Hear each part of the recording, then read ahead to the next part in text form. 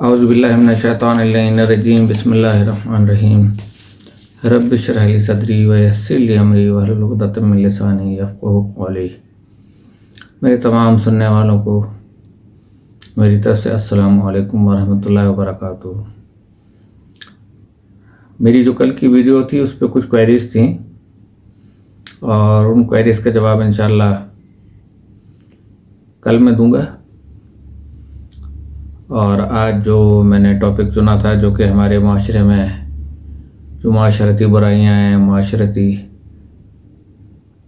ہماری سمجھیں کہ یوز ٹو ہیں ہمارے خاندانوں میں، رشتہ داروں میں، دوستوں میں، احباب میں یا آؤٹ آف ریلیٹیوز، معاشرے کے اندر مقصد، تو اس کے بارے میں بس تھوڑی سی گفتگو کروں گا۔ اس کے بعد آپ لوگوں سے اجازت چاہوں گا۔ تو میں آپ کے لیے دعا گو ہوں اور انشاءاللہ تعالیٰ آپ سے اپنے لیے دعا کا طالب ہوں۔ تو شروع کرتے ہیں پروگرام کو۔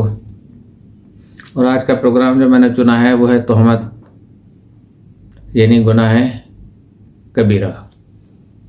ہمارے معاشرے میں تیزی سے پھیلتی ہوئی برائیوں میں سے ایک برائی تہمت ہے۔ تہمت سے مراد کسی نیک شخص کے بارے میں ایسی غلط باتیں پھیلانا ہے جو اس نے نہیں کی۔ اگرچہ ہر شخص اپنے اعمال کا خود ذمہ دار ہے، لیکن ہمارے معاشرے میں ہر شخص دوسرے کو نیک یا بد قرار دینے میں مصروف ہے۔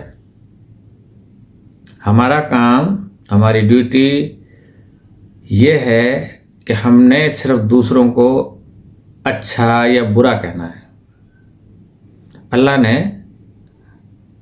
نعوذ باللہ ہماری یہ ڈیوٹی لگائی ہے اور ان کو یہ اختیار دیا ہے کہ وہ ہمارے دلوں میں گھس کے اور یہ بتا سکیں کہ یہ انسان اچھا ہے یا برا ہے، اور ساتھ ہی ساتھ یہ بھی استثناء دے دیا، ایگزمپشن دے دی اس کو کہ تمہارے بارے میں کوئی مسئلہ نہیں ہے، اس کا میں ذمہ دار ہوں۔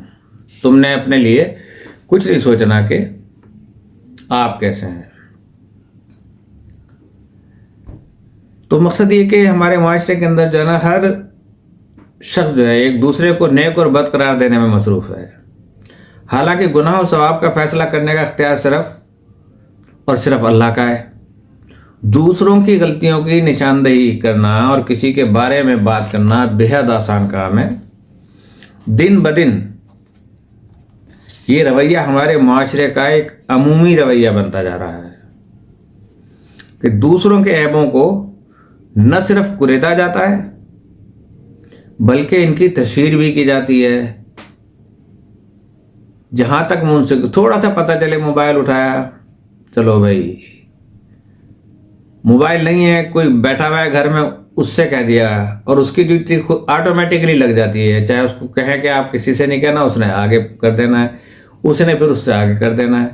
آخر یہ ہوتے ہوتے تاریخ کا حصہ بن جاتا ہے اور پھر وہ جو ہے نا کتابوں میں شائع ہو جاتا ہے کہ بھی کتابوں میں تو یہ لکھا ہوا ہے۔ اسی طریقے سے ہماری دینی تاریخ لکھی گئی ہے اور اس میں اتنی کجی ہے کہ حد سے زیادہ۔ ایک میں آپ کو جواب دے دیتا ہوں آپ کی بات کا۔ کوئی پوچھا تھا کہ سوگ کتنے دن کا ہونا چاہیے، تو سیدھی سی بات ہے کہ دھرنا کتنے دن کا ہونا چاہیے یہ اپنے اوپر ڈیپینڈ کرتا ہے کہ کسی کی وابستگی کس کے ساتھ کتنے دن ہے، کون کس کو کتنے دن میں بھول جاتا ہے، کون کتنے دن میں نہیں بھولتا۔ کوئی پورے سال نہیں بھولتا اگر کسی سے بچھڑ جائے۔ اب کسی کی اگر ماں، کسی کا باپ، کسی کی بیوی، کسی کا شوہر، کسی کی بیٹی، کسی کا بیٹا اگر مر جاتا ہے تو اس ماں سے اگر پوچھو تو عام طور پہ تو یہ سوئم ہوا یا حد سے زیادہ 40 دن کہ چلو ان کے بعد اپنا سوگ ختم کر دیتے ہیں، اس سے پہلے شادیاں نہیں کرتے۔ لیکن کوئی شرعی اس میں قواعد نہیں ہے۔ لیکن اب اگر ایک اتنا ڈیپلی چلا گیا ہے اس کے غم میں کہ اس سے اس کی یاد ہٹتی نہیں اور سال بھر وہ روتا رہتا ہے، تو اس کے لیے تو سوگ ہے۔ اگر آپ اس سے کہیں گے کہ آپ شادی کی تقریب میں چلے، نہیں جائے گا۔ آپ اس سے کہیں کسی خوشی کی تقریب میں چلے، نہیں جائے گا۔ آپ اس سے کہیں یہ میٹھا کھانا کھا لیں، نہیں کھائے گا۔ آپ اس سے کہیں کہ یہ آپ کی طاقت ختم ہوتی جا رہی ہے، کمزور ہوتے جا رہے ہیں آپ، یہ آپ دودھ پئیں کچھ کیے، نہیں، اس کی آنکھوں سے پورے سال آنسو بہہ جا رہے ہیں، کئی سالوں پہ محیط ان کی زندگی جو ہے نا ان کے غم میں وہ بسر ہوتی رہتی ہے۔ تو سوگ کا اس میں کوئی وہ نہیں ہے، یہ تو آپ کے اپنے اس کے اوپر ہے کہ آپ کتنا کس سے ریلیٹ کرتے ہیں۔ اب 40 دن کا جیسے دھرنا ہوا تھا، اس دھرنے کے اندر بھی 40 دن کا ہوا، 45 دن کا ہوا، جو بھی تھا، اب اس کو ہم اسلام سے تو نہیں ثابت کر سکتے نا کہ اسلام میں سوگ کتنے دن کا ہے۔ 1 سال کا سوگ تو حضرت نبی کریم صلی اللہ علیہ وسلم نے، جب حضرت ابو طالب علیہ السلام ان کے چچا اور ان کی زوجہ ام المومنین بی بی خدیجہ الکبریٰ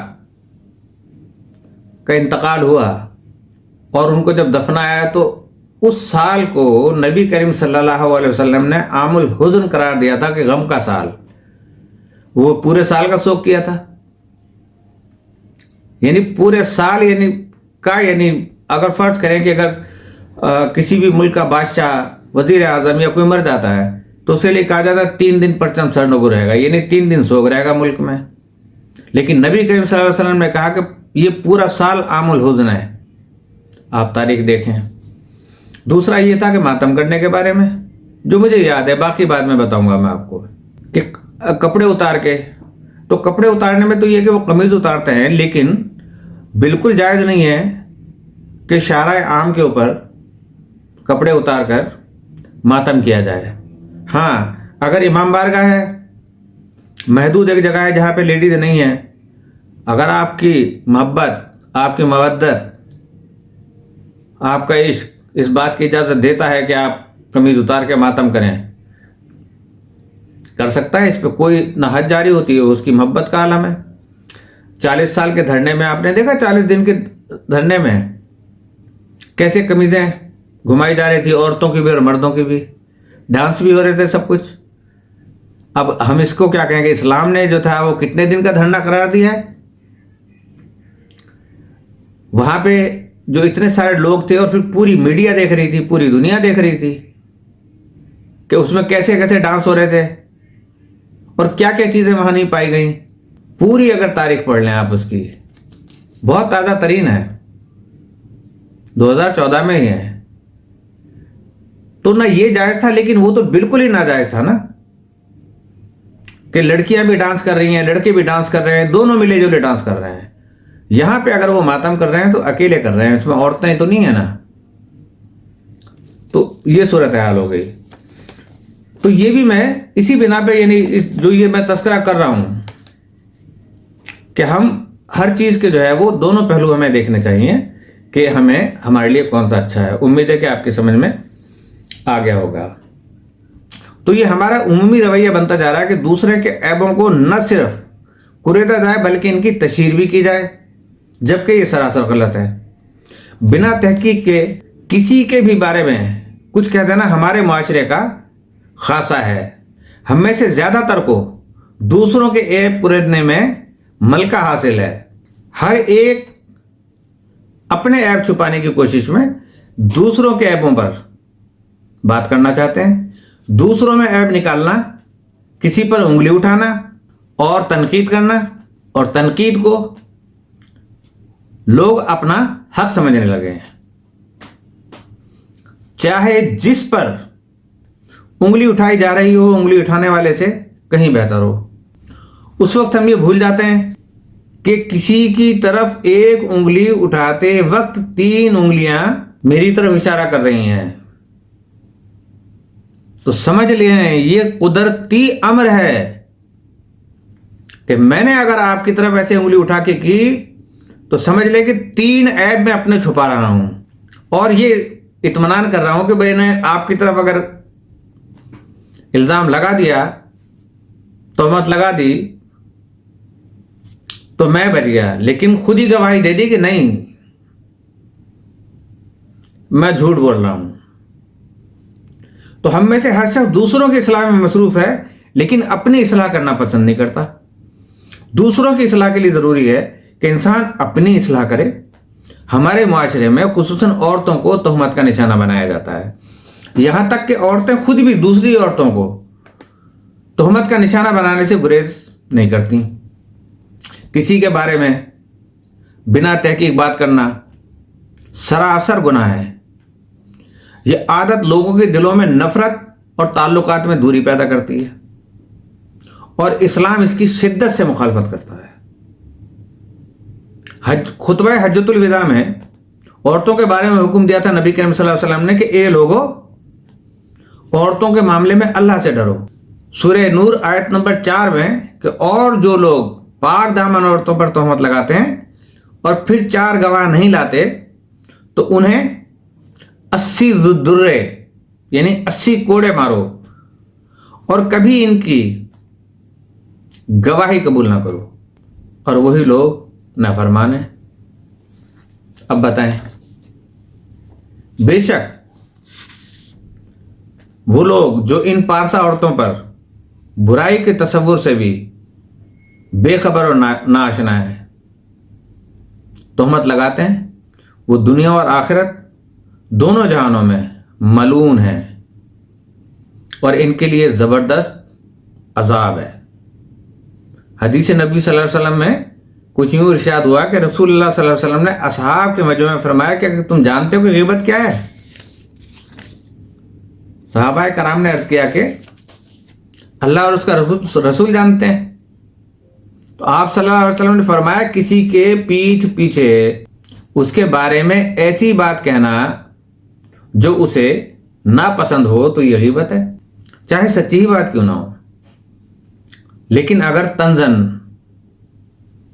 ٹیز کرتے ہوئے اگر کی جائے تو ایک سائل نے عرض کیا کہ اگر وہ ناپسندیدہ بات اس کے اندر موجود ہو تو پھر؟ تو آپ نے جواب دیا کہ اگر وہ ناپسندیدہ بات اس میں ہے تو یہی تو غیبت ہے، اور اگر وہ بات یا وہ عمل اس میں نہیں ہے تو بہتان ہے اور تہمت ہے۔ اب دیکھیں نا کہ غیبت کہاں سے چلی اور پھر تہمت پہ اور بہتان پہ پہنچی۔ تو جب بھی ہم کوئی بات کسی سے کہیں تو یہ سوچ کر کہیں کہ ہماری بات سننے والے کان تک پہنچنے سے پہلے اللہ تک پہنچ رہی ہے، دوسرے تک تو بعد میں پہنچے گی، کیونکہ اللہ تو دلوں کا حال جانتا ہے۔ یہ احساس اگر زندہ ہو جائے ان مردہ لوگوں میں جو بظاہر زندہ ہیں، کلام کا خاتمہ ہو جائے۔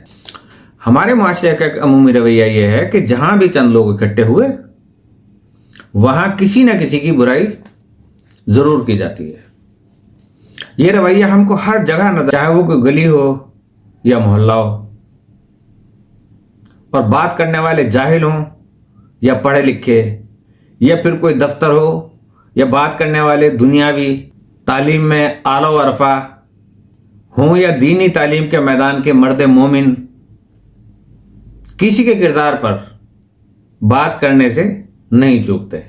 تو بنا تحقیق کے بات نہ صرف آگے کر دی جاتی ہے بلکہ آگے بھی پھیلائی جاتی ہے، جس کی وجہ سے لوگ گروپوں میں بڑھ جاتے ہیں اور ایک دوسرے کی مخالفت کرنے لگتے ہیں، فرقوں میں بڑھ جاتے ہیں۔ اب کن فرقوں کو روکنا ہے بھائی؟ آپ نے فرقوں کا آپ نے سوال کیا تھا نا، ایک فرقے ایسے ہی تو بنتے ہیں۔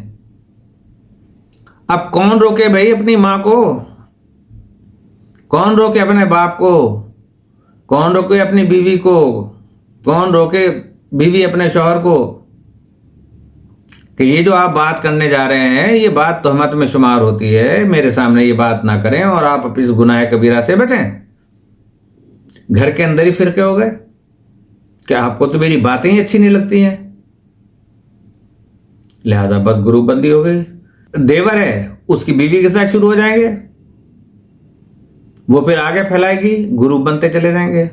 یہی دین کا اثر ہوا ہے اور ہماری وجہ سے ہی ہوا ہے۔ اللہ نے تو کہا تھا نا کہ ایک رسی کی طرح مضبوط ہو جاؤ اور اس کو تھام لو، اور پھر ایک دوسرے کی مخالفت کرنے لگتے ہیں، دلوں میں نفرتیں سر اٹھانے لگتی ہیں اور لوگ ایک دوسرے کے دشمن بن جاتے ہیں۔ دفاتر میں کام کرنے والے اور خصوصاً کسی مجبوری کے تحت کام کرنے والی خواتین اس رویے کا شکار زیادہ ہوتی ہیں کسی دانا نے کیا خوب کہا ہے کہ اپنے خیالات کی حفاظت کرو، یہ تمہارے الفاظ بن جاتے ہیں، اور اپنے الفاظ کی حفاظت کرو کہ یہ تمہارے اعمال بن جاتے ہیں۔ بات کرتے ہوئے ہمیں اس بات کا بھی خیال رکھنا چاہیے کہ کہیں ہمارے الفاظ ہمارے اعمال کو ضائع نہ کر دیں۔ کتنے بد نصیب ہیں ہم لوگ کہ ہم اپنے نمازوں کو، اپنے قرآن شریف پڑھنے کے ثواب کو، اپنے روزوں کو، اپنے حج کے ثواب کو، اور اپنے تمام نیک کاموں کو، چاہے وہ حقوق العباد کے ہوں یا حقوق اللہ کے ہوں، کس طریقے سے ضائع کر دیتے ہیں کہ پتہ بھی نہیں چلتا۔ اور ہماری لاپرواہی میں کی گئی بات کہیں کسی کی زندگی کی تباہی کا شاخسانہ نہ بن جائے۔ کسی کے بارے میں بات کرنے اور خصوصاً کسی کے کردار کے بارے میں بات کرنے سے گریز کرنا چاہیے۔ تہمت لگانا گناہان کبیرہ میں ہے۔ اس کی اور بھی اقسام ہیں، جیسے بہتان تراشی، لعان وغیرہ، یہ ساری اقسام گناہ کبیرہ ہیں۔ تو جو متذکرہ والا بیان کے بعد اگر کسی نے جھوٹی تہمت لگائی تو اس کے لیے حد قذف ہے۔ ختم کرنے کے لیے صرف ایک ہی راستہ ہے کہ جس پر تہمت لگائی ہے اس سے معذرت کرے اور معافی مانگے، چاہے اسے پتہ بھی نہ ہو، لیکن اس سے کہہ کہ میں نے یہ تہمت لگا دی تھی کہیں، اب تم تک اگر یہ بات پہنچے میرے حوالے سے تو تم کہہ دینا ہاں مجھے پتہ ہے، تو اس کی خلاصی ہو سکتی ہے۔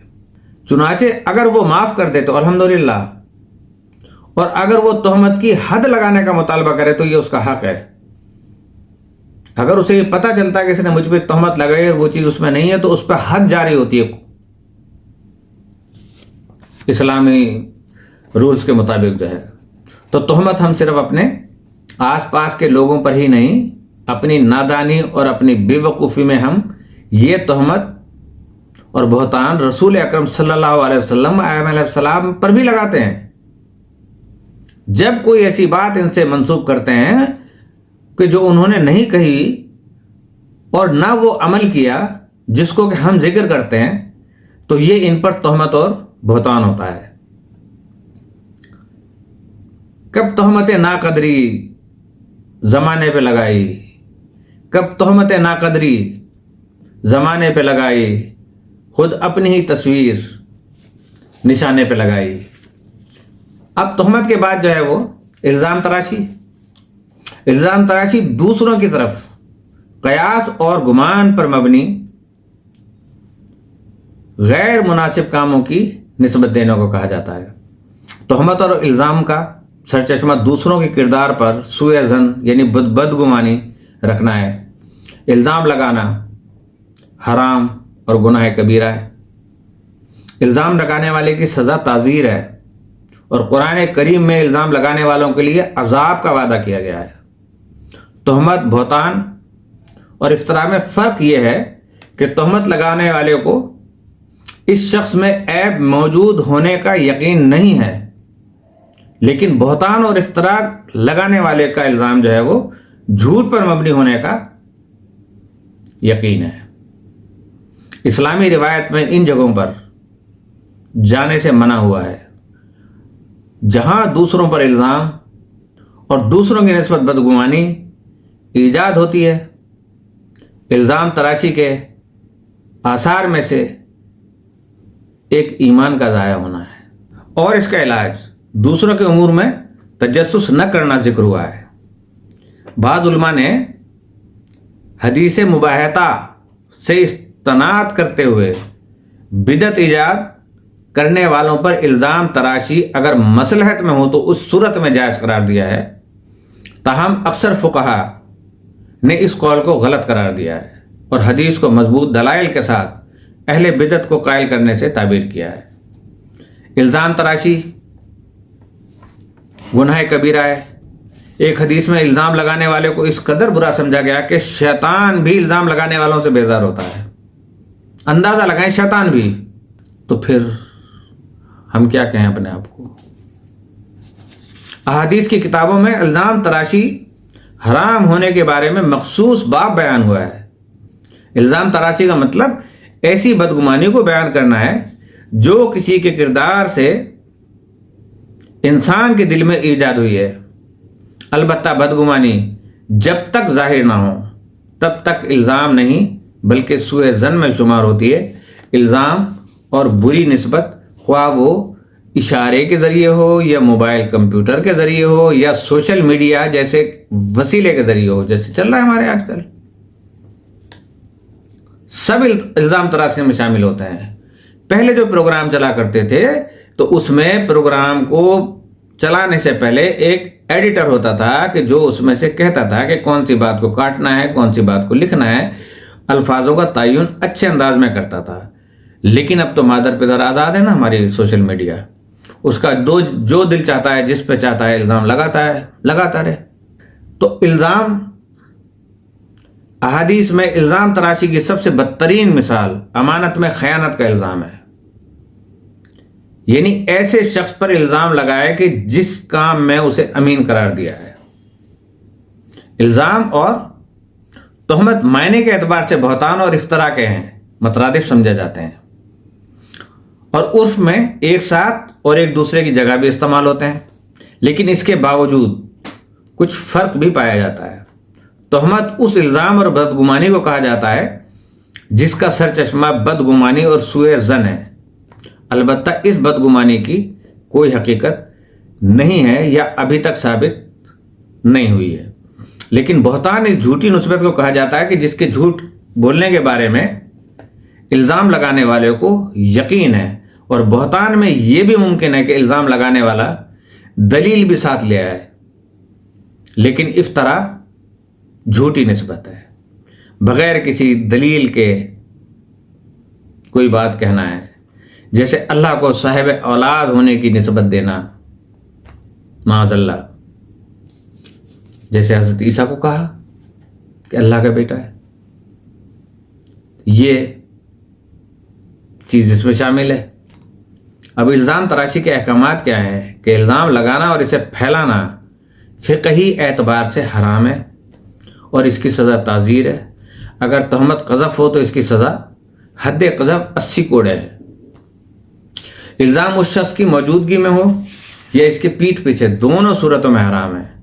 اگر الزام اس شخص کے سامنے لگایا جائے تو یہ ہتک حرمت میں شامل ہوگا اور حرام ہے۔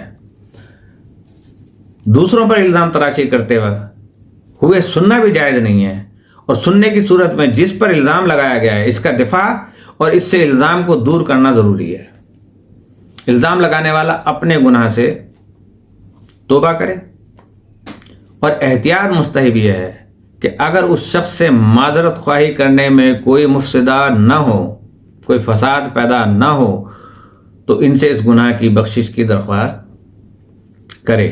امام صادق فرماتے ہیں کہ جب بھی ایک مومن دوسرے مومن بھائی پر الزام لگائے تو اس کے دل سے ایمان اس طرح ختم ہو جاتا ہے جس طرح سے کہ پانی میں نمک حل ہو جاتا ہے۔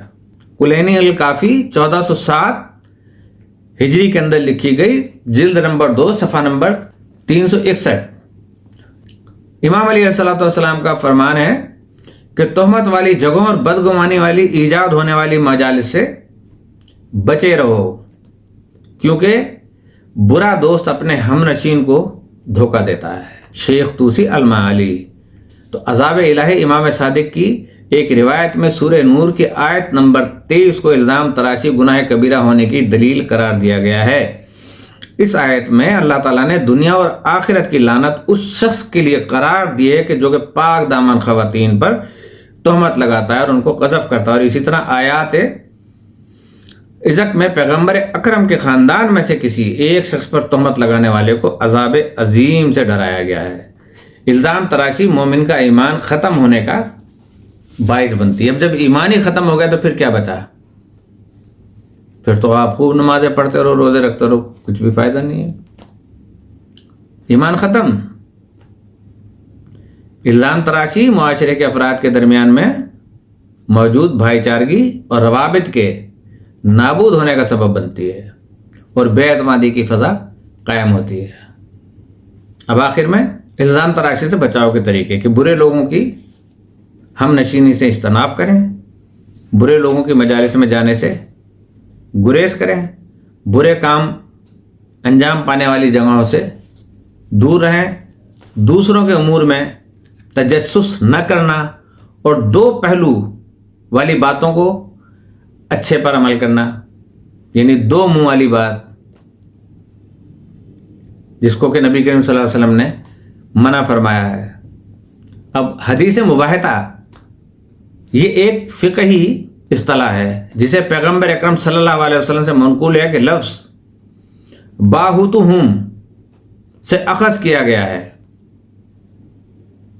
फ़िक़े में बाज़ ने इसे इल्ज़ाम तराशी के माने में लिया है और इससे इस्तनाद करते हुए अहले बिदअत पर तोहमत लगाने के सिलसिले में जवाज़ का फतवा दिया है, लेकिन बाज़ ने इसे मजबूत और कभी दलील के मायने में लिया है। इसके नतीजे में अहले बिदअत पर इल्ज़ाम लगाने को जायज़ नहीं समझा गया। आज हम यहीं पे ख़त्म करते हैं इंशाअल्लाह। कल फिर अपने उस मौजू पे जो मैंने बयान किया था उस पर चलेंगे, या जो भी मौजू अच्छा लगा हमारी मुआशरती बीमारियों के हवाले से तो इंशाअल्लाह उसमें बात होगी। इसी के साथ अल्लाह पाक आप सबकी जानो मालो इज़्ज़त व आबरू और बिलखुसूस ईमान की हिफाजत फरमाए और हमें इस शदीद तरीन गुनाह कबीरा से हमें महफूज रखे और हमें सीधे रास्ते पर चलाए। हमारी इस्लामी मुमलकत खुदादाद पाकिस्तान इसको इस्तेहकाम अता फरमा, कश्मीर और फ़लस्तीन को आज़ादी अता फरमा। अस्सलामु अलैकुम व रहमतुल्लाहि व बरकातहू।